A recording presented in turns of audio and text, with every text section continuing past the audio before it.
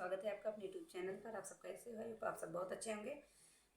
आज मैं बहुत ही प्यारा चैत्र नवरात्रि गीत लेकर आई हूँ। कैसा लगा कमेंट बॉक्स में ज़रूर बताइएगा। और हमारे चैनल पे नए हो तो सबसे पहले चैनल को सब्सक्राइब कीजिएगा, लाइक कीजिएगा, शेयर कीजिएगा और गाना को पूरा सुनिएगा। बहुत ही प्यारा गीत है। भीड़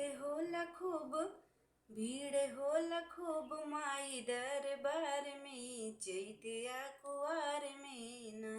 भीड़ होला खूब माई दरबार में, चैतिया कुआर में ना। केहू नारियल चढ़ावे, केहू चुनरी चढ़ावे, केहू नारियल चढ़ावे, केहू चुनरी चढ़, केहू झालर लगल, केहू झालर लगल लाल का ओहार में, चैतिया कुआर में। भीड़ होला खूब माई दरबार में, चैतिया कुआर में ना।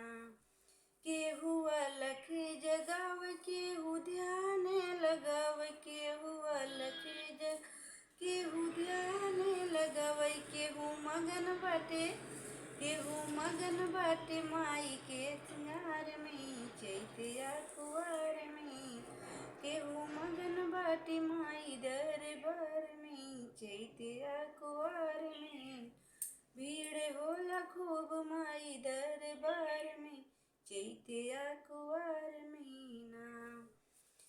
भक्ति जब जब बोलावे माई दौड़ा ले आवे, भक्ति जब जब बोलावे माई दौड़ा ले आवे। जवन मांगे सब, जवन मांगे सब मिले दरबार में, चैतिया कुआर में ना। जवन मांगे सब मिले दरबार में, चैतिया कुआर में।